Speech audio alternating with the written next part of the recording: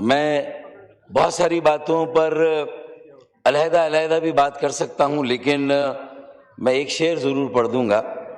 کہ اتنی نہ بڑا پاکی داماں کی حکایت، اتنی نہ بڑا پاکی داماں کی حکایت، دامن کو ذرا دیکھ، ذرا بند قبا دیکھ۔ اب میں یہ پینڈورا باکس کھولنا نہیں چاہتا، اور یہ بھی نہیں چاہتا کہ میری یہ ساتھی میری بہت ساری باتوں پہ برہم ہو کے اپنی سیٹ پہ کھڑے ہو جائیں، اور میں جب گفتگو کر رہا ہوں تو میری گفتگو میں وہ کسی طرح سے کوئی رکاوٹ بنے۔ دیکھیں، میں نے اس لیے یہ والی بات کی کہ مجھے معلوم ہے کہ جو شہباز شریف صاحب سے پہلے یا پی ڈی ایم 1 کی حکومت سے پہلے جو ہمارے پی ٹی آئی کے ساتھیوں کی حکومت تھی، تو ان کے بانی نے کئی موقعوں پر یہ بات کہی تھی۔ میں وہاں سے اپنی گفتگو شروع کر رہا ہوں، اور انہوں نے کہا تھا کہ اسٹیبلشمنٹ اور ہم جو ہے وہ مکمل طور پر ایک پیج پر ہے، اور میرے خیال میں اگر غور کریں تو یہ بات کہنے کی ضرورت نہیں تھی۔ اب کسے خوفزدہ کرنے کے لیے اکثر یہ بات کی جاتی تھی، اور دیکھیں ملک میں ایک تاریخ رہی ہے، 3 مارشل لاء لگے ہیں، اور پھر اکثر سول سوسائٹی ہو، غیر سرکاری تنظیمیں ہوں، میڈیا ہو، جوڈیشری سے تعلق رکھنے والے میرے وکلا اور قانون دان برادری ہو، وہ یہ گفتگو کرتے رہیں کہ بھائی پاکستان میں سول ملٹری ریلیشن شپ کی بڑی اہمیت ہے، اور اس ایشو کو ایڈریس کرنے کی ضرورت ہے، یہ تعلق جو اس کو بہتر بنانے کی ضرورت ہے۔ میرے خیال میں اگر اس تناظر میں یہ بات کہی گئی تھی کہ ہاں سویلین اور ملٹری لیڈرشپ جو ہے وہ ایک پیج پر ہے، تمام قومی امور پر، تمام قومی پالیسیز پر، تو میرے خیال میں جب یہ سفر شروع ہوگا تو پھر یہ عملی طور پر یہاں تک تو پہنچے گا کہ آج ہمیں پوری دنیا کے کیپٹل میں پاکستان کی سویلین اور ملٹری لیڈرشپ جو ہے وہ ایک ساتھ پاکستان کا مقدمہ لڑتے ہوئے نظر آتی ہے، اور ظاہر ہے کہ اسے پھر پاکستان کی موجودہ جو آئینی اور جمہوری جو ہمارا فریم ورک ہے، اس میں ہم نے اسے ایسا معیوب بھی نہیں سمجھا۔ ہم نے کہا کیونکہ 10 مئی کو جب ہم نے اپنی بقا اور سلامتی کے لیے اور اپنے دفاع کی مضبوطی کو اپنے سے 4 گنا بڑے دشمن پر ثابت کیا، تو اس کا یہ مطلب ہے کہ ہم نے کم از کم اپنے ایک کریڈینشل کو اسٹیبلش کیا، جس کے لیے ظاہر ہے کہ فیلڈ مارشل صاحب اور پوری افواج پاکستان ہر طرح سے خراج تحسین کی مستحق ہے، اور پھر اس کے ساتھ ساتھ جس طرح قوم پاکستان اور عوام پاکستان بھی اور ساری سیاسی جماعتیں بھی تقریباً ان کے ساتھ کھڑی رہی، اور 10 مئی کا یہ مارکہ حق ہم نے بڑے دھوم دھڑکے سے جو ہے وہ سر کیا، اور اپنے بدترین اور 4 گنا بڑے دشمن کو ہر میدان میں، ہر شعبے میں، عسکریت کے ہر شعبے میں دھول چٹائی۔ تو میرے خیال میں یہ کم از کم ایک کریڈینشل تو ہمارا اسٹیبلش ہو گیا۔ ہمیں بھروسہ کرنا چاہیے کہ ہماری افواج پاکستان، فیلڈ مارشل اس کے سربراہ، اور اس کے بعد دفاع اور سلامتی کے بعد دوسرا شعبہ آتا ہے ہمارے خارجی امور کا، ہمارے فارن افیئرس کا، اور اگر وہاں خارجی شعبے میں بھی اگر آج پاکستان اور امریکہ کے تعلقات نئی جو ہے وہ نہج پر جا رہے ہیں اور آسمان کی بلندیوں پر جا رہے ہیں، اور اسی طرح پورے دنیا کے ساتھ پاکستان کی کنیکٹیویٹی بھی نیکسٹ لیول پر چلی گئی ہے، اور پاکستان کے لیے پوری دنیا میں مواقعوں کے دروازے کھل رہے ہیں، اپرچونٹیز کھل رہی ہیں۔ تو میں سمجھتا ہوں کہ اگر کوئی بھی آئینی ترمیم ہوتی ہے تو اس کے پیچھے اس کی ایک ضرورت ہوتی ہے، اس کے پیچھے وقت اور حالات کے تقاضے ہوتے ہیں۔ اگر پارلیمنٹیرینز، پولیٹیشینز، پالیسی میکرز جو یہ دعویٰ کرتے ہیں کہ یہ پالیسی میکنگ فورم ہے، تو انہیں ان ساری باتوں کو تناظر میں رکھ کے پھر کوئی کامنٹ کرنا چاہیے۔ ایسا نہیں ہونا چاہیے، معذرت کے ساتھ، کہ ہمارے یہاں اکثر ماضی میں بھی یہ دیکھا گیا ہے کہ جو ہماری بڑی جماعتیں ہیں، چاہے وہ میری حلیف جماعت ہو پی ایم ایل این، یا جو ایک اور حلیف جماعت ہے پیپلز پارٹی، اور پھر میں نے ایک اور بڑی جماعت پی ٹی آئی کو بھی، اکثر ان کی سیاست کا محور ماضی میں بھی اور حال میں بھی اقتدار کا حصول زیادہ ہوتا ہے۔ میں نے یہ نہیں دیکھا کسی قانون سازی کے نتیجے میں یا کسی آئین سازی یا آئینی ترمیم کے نتیجے میں بھی ہم نے پاکستان کے 25 کروڑ عوام کو اپنے پالیسی کنسیڈریشن میں رکھا ہو اور ان کی فلاح کے لیے، ان کی بہتری کے لیے ہم آگے کوئی بات کرنے جا رہی ہیں۔ میں نے سارے ماضی کو جو ہے وہ سمندر کو جو ایک کوزے میں سمونے کی کوشش کی ہے۔ سمجھنے والے میری بات کو یقیناً سمجھ رہے ہوں گے، لیکن میں بتانے کی کوشش یہ کر رہا ہوں کہ جب پھر سعودی عربیہ کے ساتھ دفاعی معاہدے کا ہونا اور آپ کا دفاع بھی ایک اور لیول اوپر چلا جائے، پورے خلیجی ممالک میں آپ کے لیے جو ہے وہ راستے کھلیں اور ریجنل پالیٹکس میں بھی آپ کو ایک موقع نکالنا ہو۔ افغانستان کے ساتھ جو مسائل رہے، ایران کے ساتھ جو مسائل رہے، ان تعلقات میں بھی اگر ہمیں ایک واضح طور پر اب بہتری نظر آ رہی ہو، تو پھر اگر مغربی اور مشرقی صرف سرحدوں کی بات ہو، اور ماضی میں بھی جب مارشل لا لگتے تھے تو بلدیاتی، مقامی اور شہری حکومت کا نظام آتا تھا، تو جو جماعتیں مارشل لا کی خلاف ورزی کرتی تھی، جمہوریت کی چیمپئن بنتی تھی، جمہوریت کے علمبردار بنتی تھی، جمہوریت کی مالا جپتی تھی، انہیں بھی پھر بلدیاتی الیکشن میں حصہ لیتے ہوئے دیکھا اور وہاں پر اپنا شیئر حاصل کرتے ہوئے دیکھا، اور اس کے بعد اپنا میئر لاتے ہوئے بھی دیکھا۔ تو مطلب یہ ہے کہ کہیں پر کوئی بلیک اینڈ وائٹ میں چیزیں نہیں ہیں، یا تو اتنے آپ اصولی ہوں، اتنے نظریاتی ہوں، اتنے آئین کے پاسدار ہوں، تو پھر یہ نہ ہو کہ اپنی مرضی کی آیتیں تو قرآن مجید سے آپ کوٹ کر دیں اور اپنے اجتماعی، ذاتی، جماعتی مفادات کو سرو کریں، لیکن جب بات اجتماعی مفاد کی آئے، 25 کروڑ پاکستان کے عوام کی فلاح اور بہتری کی آئے، تو وہاں پر سمن بکمن یومن، وہاں پر آپ خاموش ہو جائیں، وہاں پر آپ کی سماعتیں بھی بند ہو جائیں، وہاں پر آپ کے سامنے آپ بے حسی کا طوق جو ہے وہ چڑھا لیں۔ تو اسپیکر صاحب، میں یہ ساری باتیں اس لیے کر رہا ہوں کہ اگر 2/3 ہے حکومت کے پاس، تو حکومت وہ 2/3 تو لے رہی ہے، لیکن اس کے بعد یہ 27ویں آئینی ترمیم پاس کرنے کے بعد ایک بہت بڑی ذمہ داری بھی اٹھا رہی ہے۔ ماضی سے ڈپارچر ضرور ہو رہا ہے، لیکن مجھے یقین ہے کہ جو پاکستان کے آئین کا کانسٹیٹیوشنل فریم ورک ہے وہ چینج نہیں ہو رہا، فریم ورک اپنی جگہ پر قائم ہے، کیونکہ تمام جماعتوں نے چارٹر آف ڈیموکریسی کو سپورٹ کیا تھا۔ آج اگر آرٹیکل 243 میں ایک ایسی تبدیلی ہو رہی ہے اور آپ کو آپ کے فیلڈ مارشل صاحب پوری دنیا میں پاکستان کا مقدمہ لڑتے ہوئے شہباز شریف صاحب کے سامنے وہاں پر جو ہے وہ پرائم منسٹر، وہ دونوں مشترکہ طور پہ یہ آپ کی جو فارن پالیسی ہے اس کو وہاں پر سیل کر رہے ہیں، پوری دنیا کے ساتھ پاکستان کو کنیکٹ کر رہے ہیں، پاکستان کے 25 کروڑ عوام کے لیے کچھ مواقع آ رہے ہیں اور کھول رہے ہیں، تو میرے خیال میں اگر آج پرائم منسٹر صاحب کو اور وزیر قانون کو یہ ضرورت پڑی ہے کہ ہمیں یہ ترمیم جو ہے وہ منظور کرانی ہے، یہ والی ترمیم ہمیں منظور کرانی ہے، اور آرٹیکل 243 میں ترمیم کر کے ایک تو جو ڈیفنس کا ہمارا اسٹرکچر ہے جیسے نفیسہ شاہ صاحبانے کا، میرے خیال میں اس میں مجھے کوئی حرج نظر نہیں آتا، اور اگر یہ جو امیونٹی دینے کی بات کی جا رہی ہے تو یہ امیونٹی پر اگر آپ بات کرتے ہیں تو یہ اسپیس اگر دفاعی صلاحیتوں کو ثابت کرنے کے بعد، پوری قوم کا اعتماد اور بھروسہ حاصل کرنے کے بعد مانگی جا رہی ہے۔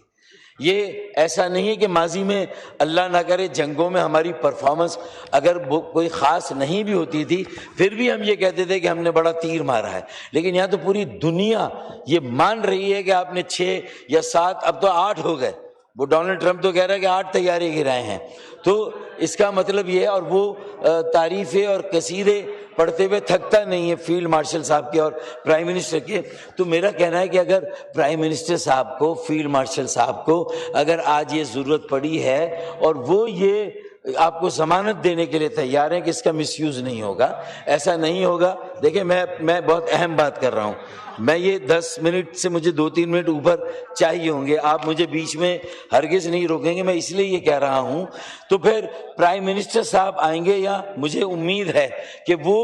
اپوزیشن کو بھی مطمئن کریں گے، اور اگر کہیں حکومتی جماعتوں میں بھی کچھ خدشات ہیں، ان کے ساتھ بھی کچھ وعدے کیے گئے تھے اور ان کے بھی اس بنیاد پر تحفظات ہیں کہ ہم سے کہا گیا تھا کہ بھائی اصل مسئلہ تو یہ ہے نا، مجھے تینوں بڑی جماعتیں جواب دیں، انہیں مختلف ادوار میں ان کے دور اقتدار آتے رہے، انہوں نے آرٹیکل 140A میں جو ابہام تھا، جو ان کے منشور کی بھی بنیادی باتیں ہیں، ان میں سے بیشتر میرے خیال میں ایسے نمائندے ہیں، میں ملتان کے نمائندوں کو لوں، میں جنوبی پنجاب کے کہ یہ سب بنیادی طور پر پہلے بلدیاتی اداروں، شہری حکومتوں کے ایوان میں منتخب ہو کر گئے، اس کے بعد یہ اوپر آئے اور آج یہ اس قومی ایوان میں بیٹھے ہوئے ہیں۔ تو پھر یہ یہاں آئین کی پاسداری کہاں چلی گئی؟ Article 140A، article 32، article 7۔ Article 7 تو کہتا ہے ریاست کا اٹوٹ انگ ہے، ریاست کا لازمی حصہ ہے شہری حکومت، مقامی حکومت۔ تو مجھے بتائیے کہ آج وہ مقامی حکومت آپ نے کتنے انتخابات کرائے اپنے دورے حکومت میں؟ ذرا سا یہ بتا دیں، اپنا حساب کتاب دیں۔ تو جب what you sow shall you reap, جو بوؤ گے وہ کاٹو گے۔ آپ نے بویا تھا کہ آپ کے اسٹیبلشمنٹ کے ساتھ تعلقات بہترین ہیں، آپ اور وہ ایک پیج پر ہیں، تو اگر آج سویلین حکومت یہ کہتی ہے کہ وہ اور اسٹیبلشمنٹ ایک پیج پر ہے، پوری دنیا میں ایک ساتھ جا رہے ہیں اور ایک ساتھ ایک ضرورت کو محسوس کر کے اگر 2/3 اور یہ دے رہے ہیں، اور وہ یہ ثابت کریں گے، انہیں ثابت کرنا ہے کہ یہ امیونٹی اگر لے رہے ہیں اور امیونٹی دی جا رہی ہے تو بڑی ذمہ داری لی جا رہی ہے، قوم کو مایوس نہیں کرنا، انہیں مایوسی سے نکال کر امید کی طرف لانا ہے، تعلیم اور صحت کے شعبوں میں پاکستان کو موقع دینا ہے، لوگوں کو ہنر سکھانا ہے، آئی ٹی کے میدان میں، ایڈوانس آئی ٹی میں آگے بڑھانا ہے۔ تو اسپیکر صاحب، لیکن میرا رونا یہ ہے کہ ہم کچھ بھی کر لیں، کتنی ہی آئینی ترمیم کر لیں، ٹھیک ہے، ہمارے بھی تحفظات تھے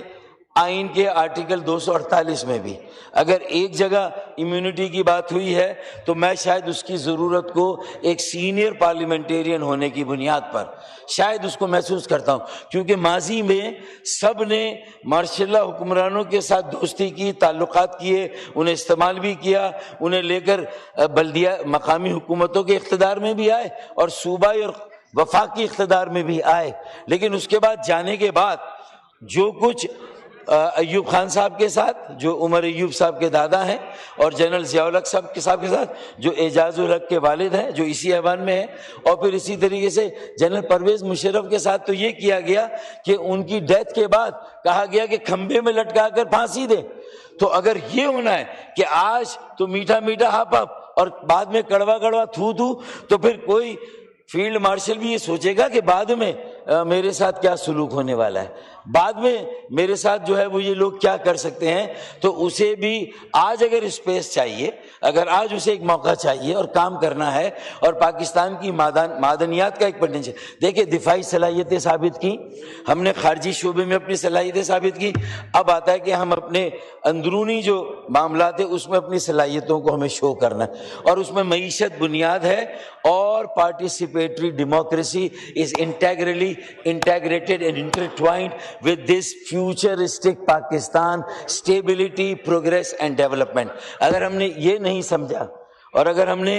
اس کو جو ہے وہ کسی بھی آئینی ترمیم کا حصہ نہیں بنایا، تو میں سمجھتا ہوں کہ ہم سے صرف وعدہ فردہ نہیں ہونے چاہیے، ان پر عمل درآمد بھی ہو۔ میں رانا ثناء اللہ کے اس بیان کا خیر مقدم کرتا ہوں کہ انہوں نے کہا کہ اگلی 28ویں آئینی ترمیم آبادی، تعلیم اور بلدیات پر ہوگی۔ پھر یہ کلیئر ہونا چاہیے کہ شمولیتی جمہوریت نہیں، شرکتی جمہوریت نہیں، آپ کے مجھے یہ سب کچھ مجھ سے لے لے، میں تیار ہوں اس 27ویں آئینی ترمیم کو دینے کے لیے، لیکن میں وزیر اعظم پاکستان اعظم نذیر تارڑ وزیر قانون اور فیلڈ مارشل صاحب سے کہوں گا کہ خدا را یہ سب کچھ لے لیں، سارے اختیارات لے لیں، امیونٹی لے لیں، آپ سب کچھ لے لیں، لیکن مجھے پاکستان کے 30 شہروں میں زہران ممدانی دے دیں، مجھے 130 نیو یارک جیسے زہران ممدانی چاہیے، جو یہ ببانگ دول کہتا ہے کہ اگر نتن یاہو نیو یارک میں آیا تو میں اس کی گرفتاری کا حکم دوں گا، وہ کیسے جو ہے وہ نیو یارک میں پیر رکھے گا؟ تو مجھے یہ چاہیے، اس کے بدلے میں یہ جو بل آیا ہے اس کے بدلے میں یہ مانگ لو، اگر یہ مانگو گے تو تمہاری سروائیول بھی، میری سروائیول، ہم سب کی سروائیول، اس پارلیمنٹ کی سروائیول، پاکستان کی سروائیول، پاکستان کی تعمیر و ترقی کی ضمانت ہے۔ اللہ کے واسطے اب اس پر بھی توجہ دیں۔ کراچی، کوئٹہ، پشاور، لاہور کا جو ایک نوحہ ہے ان پر بھی توجہ دیں۔ یہ ہر طرح کی غلامی، محتاجی سے لوگوں کو نجات دلائیں، 25 کروڑ عوام کو مہنگائی، بے روزگاری سے نجات دلائیں۔ تعلیم پر بجٹ ہمارا 5% GDP کا ہونا چاہیے۔ ہمیں ہنر سکھانے کے مراکز قائم کرنے چاہیے۔ دنیا کے ساتھ قدم بقدم ملا کر ہمیں چلنا ہے۔ بلدیاتی جمہوریت، پارٹیسپیٹری ڈیموکریسی کے علاوہ ہم ہم اپنی جمہوریت کو مضبوط اور مستحکم بنا نہیں سکتے۔ آپ کہتے ہیں کہ ہوا کے دوش پر رکھے ہوئے چراغ ہیں ہم، جو بجھ گئے تو ہوا سے شکایتیں کیسی، میں ختم کر رہا ہوں۔ تو پھر اس لیے میں اپنے بھائیوں کو یہ سمجھاتا ہوں کہ بڑی جماعتیں بھی اقتدار کی سیاست کر رہی ہیں، ذمہ داری کی سیاست نہیں کر رہی، ڈیلیوری کی سیاست نہیں کر رہی۔ ایجنڈا ہونا چاہیے reform, transform and then perform. Reform کریں،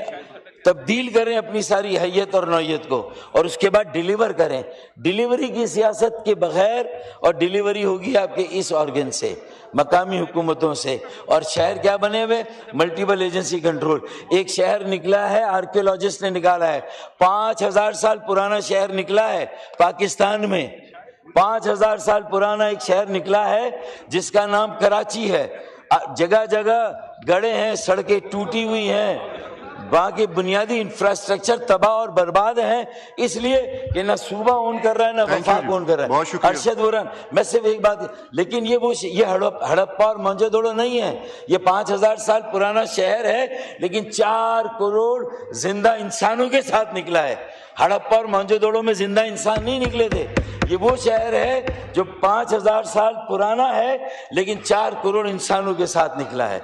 جناب والا کچھ اس کی طرف بھی توجہ دیں۔ یہ صرف آئینی ترمیم میں تنقید، جوابی تنقید، الزام، جوابی الزام۔ ہم نے اپنی معیشت کے انجن کا بیڑا غرق کیا ہے، جو معیشت کا مرکز ہے، ترقی کا انجن ہے۔ 130 شہر ہیں، انہیں اختیار دیں، انہیں اقتدار دیں، انہیں فیصلہ کرنے دیں۔ Let them become the masters of their own destiny. اگر انہیں اپنی تقدیر کا مالک۔ تھینک یو جی، بہت شکریہ، تھینک یو۔ بات مکمل کر لیں پلیز، آخری بات کر رہا ہوں۔ کبھی پریزیڈنٹ صاحب اپنے لیے امیونٹی مانگ رہے ہیں، یہ ایک اختیار و اقتدار ہے، اور کبھی پریزیڈنٹ صاحب کہتے ہیں کہ میں نے جو سارے اختیار پریزیڈنٹ کے پاس تھا وہ سارا پارلیمان کو دیا 18ویں ترمیم میں، جو صوبہ خود مختاری کا تھا۔ یہ رسہ کشی چلے گی، اوپر ہی اوپر سارا کھیل ہو رہا ہے، نیچے کیا ہو رہا ہے؟ اصل تو بات بتائیں، نیچے کب ہوگا؟ وہاں جمہوریت کب جائے گی؟ لوگ کب سیاسی، معاشی، جمہوری اور جو ہے وہ معاشرتی عمل میں شامل ہوں گے؟ انہیں تو باہر کر دیا، ہم سب آپس میں کھیل رہے ہیں۔ یہ کل کیا ہوگا اگر یہ جیت جائیں گے؟ ان کا کوئی پھر وزیر اعظم آ جائے گا۔ تھینک یو فتار صاحب، یہ آج جیل۔ بہت شکریہ جی، thank you, thank you. 18 minute ہو گئے ہیں آپ کے، آخری شعر پڑھ لیں بس۔ چراغ دیکھ کر میرے پھڑپھڑا رہی ہے ہوا، چراغ دیکھ کر میرے پھڑپھڑا رہی ہے ہوا، کئی دنوں سے بہت تیز چل رہی ہے ہوا، کئی دنوں سے بہت تیز چل رہی ہے ہوا، بنا رہے تھے جو قصے میری تباہی کے، بنا رہے تھے جو قصے میری تباہی کے، انہیں کچھ خبر ہی نہیں، رخ بدل رہی ہے ہوا۔ پاکستان زندہ باد۔ جی شہریار افریدی صاحب۔